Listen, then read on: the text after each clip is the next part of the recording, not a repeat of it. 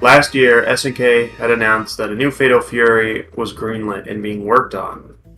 From that we know about a whopping 6 characters. I know it doesn't sound like a lot, but for a game that we haven't even seen, I'd say that's fairly impressive. Personally, I am a big fan of the Fatal Fury series, even though I've only played 2 Fatal Fury games.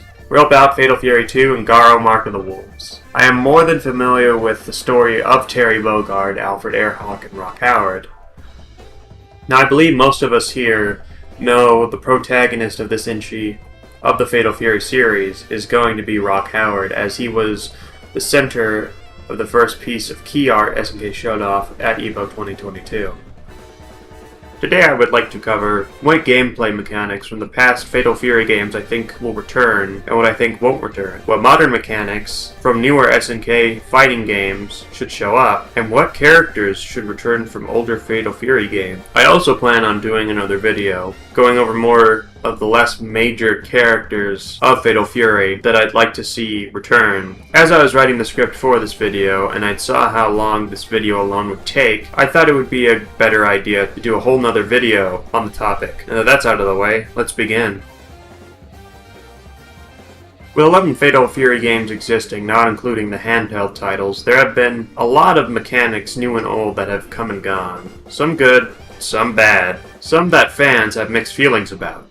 I thought it would be a good idea to go over a handful of them.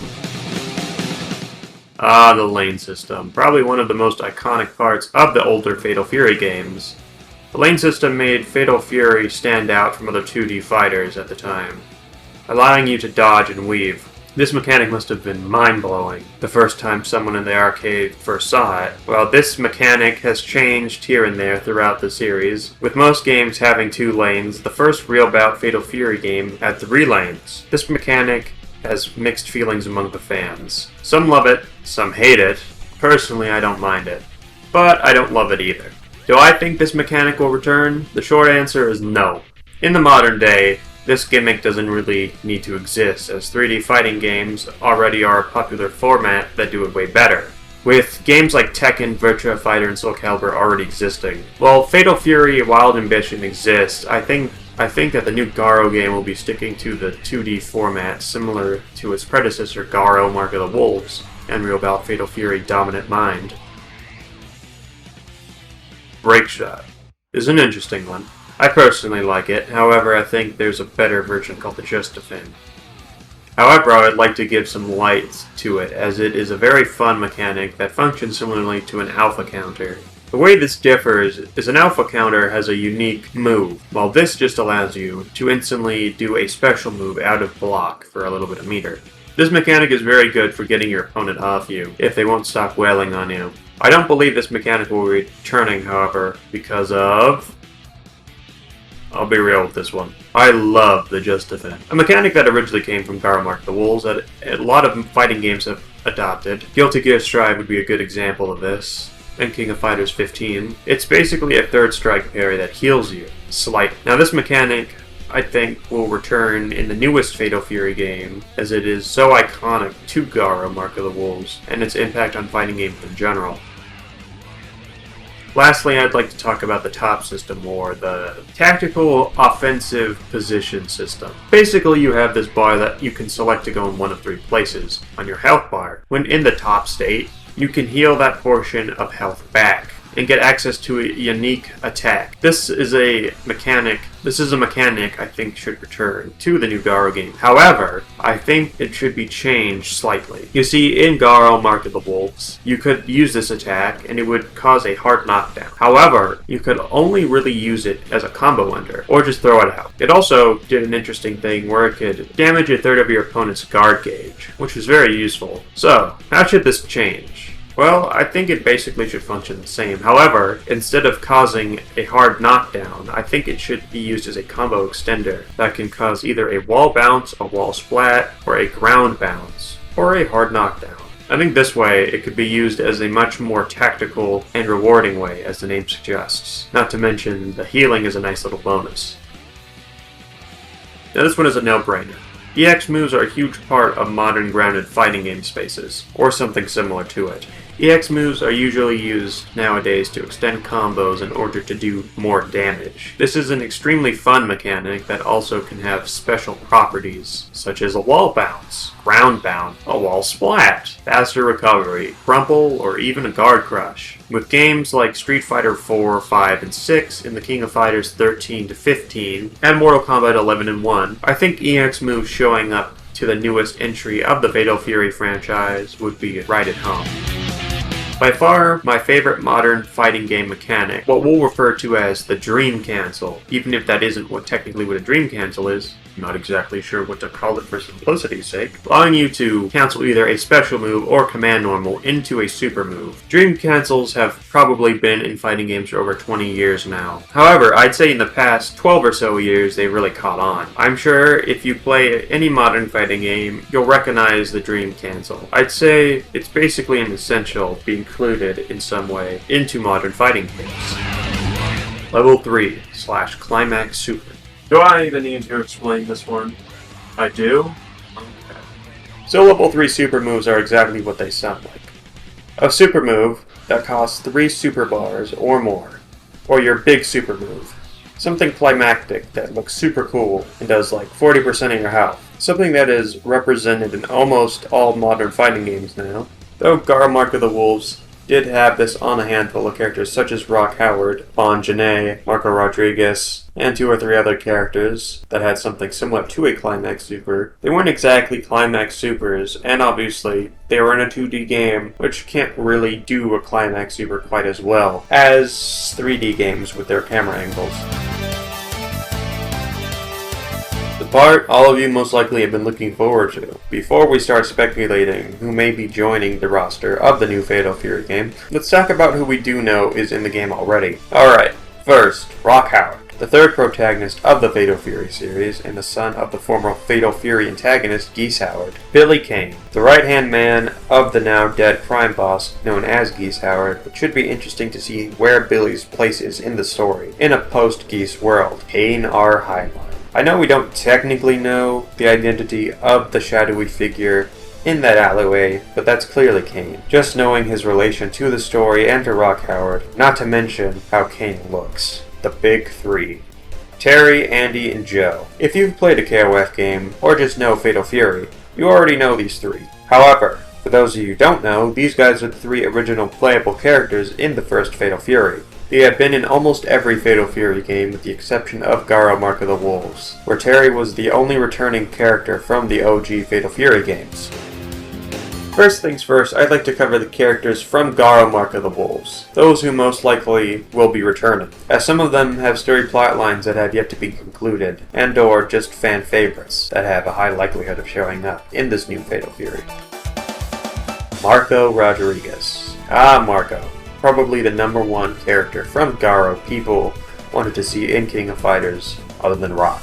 A character who's only had one game. If you're already familiar with Garo Mark of the Wolves, you most likely already know who Marco is, as he is the disciple of Ryo Sakazaki.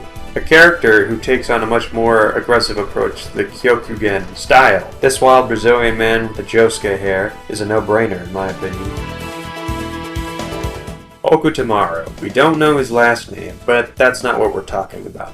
The little kid with a godly projectile. He is the apprentice of Andy Bogard, and now rival, according to his arcade ending, in Garo Mark of the Wolves. There is a good chance he's now aged a year or 2, but there is a good chance he will remain the same for the most part, moveset-wise. Utaru Futaba. My Garo main. A young girl looking for her older brother, just wanting to reunite her family back together, even though she doesn't know her father killed her mom, most likely. This air comboing lolly uses just enough force to take down her opponents without trying to hurt them unnecessarily. Utaru has quite the diverse moveset that includes a dive kick, a reflector, a command grab, a multi-hit approaching move, is very good on block, and a very good fireball you can combo with. This character is yet another fan favorite, and with her unresolved story of trying to find her brother, potentially Gato, I believe there is a 100% chance that she will be returning much like Gato. I'd like to wrap up this section With these last mentioned, since we're already running low on time, the last characters I think will be returning from Garo are Gato, Banjane, Tizok, Kim Jae-hoon, and Kim Dong-hwan. Each of these characters are important to either an existing Fatal Fury character's story, or to the overall story, such as Gato and Kane.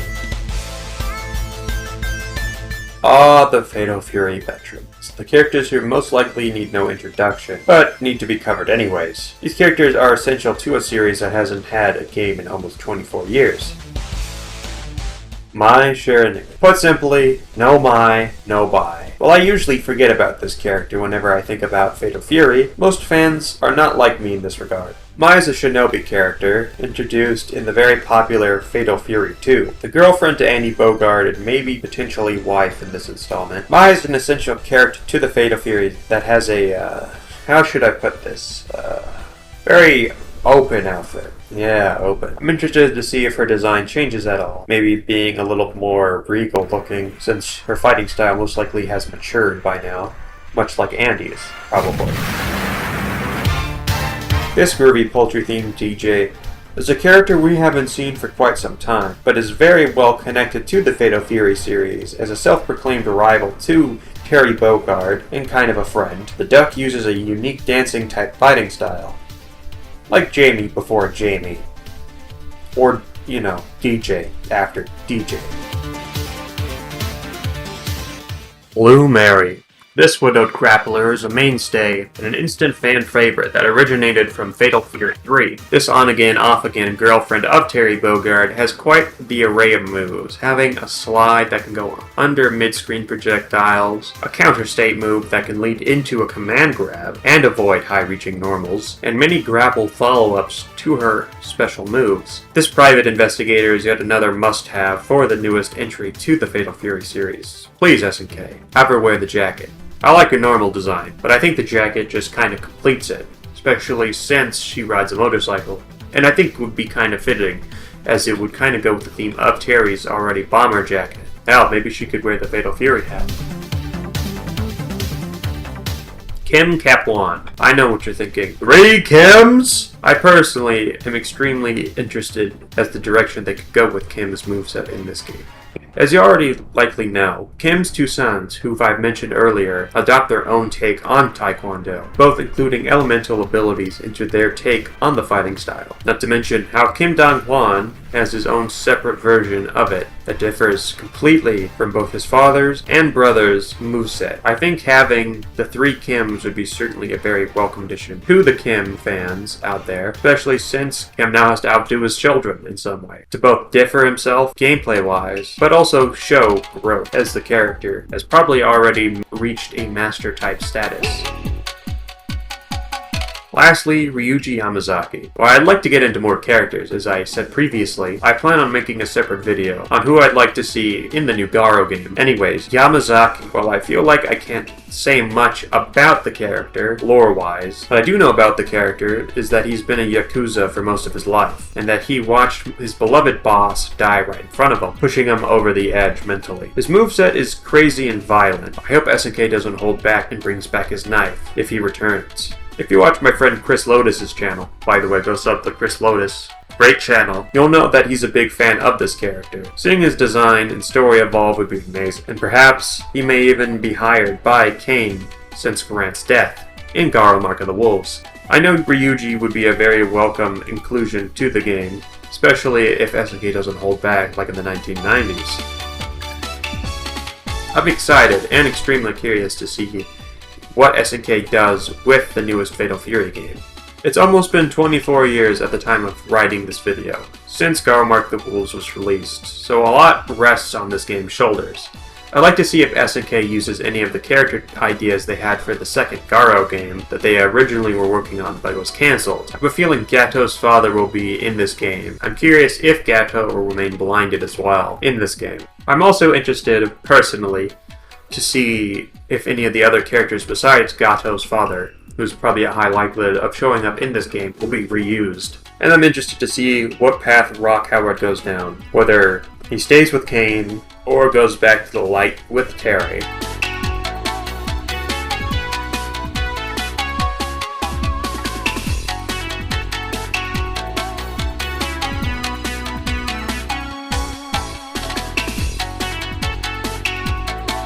Anyways, thanks as always to you the viewer for watching. If you were to like and subscribe, let me know what you would like to see in the new Fatal Fury and whether or not Terry Bogard joining Smash Bros. Ultimate back in 2019 will have a large impact on the game's sales. Anyways, as always, thank you for watching, and goodbye.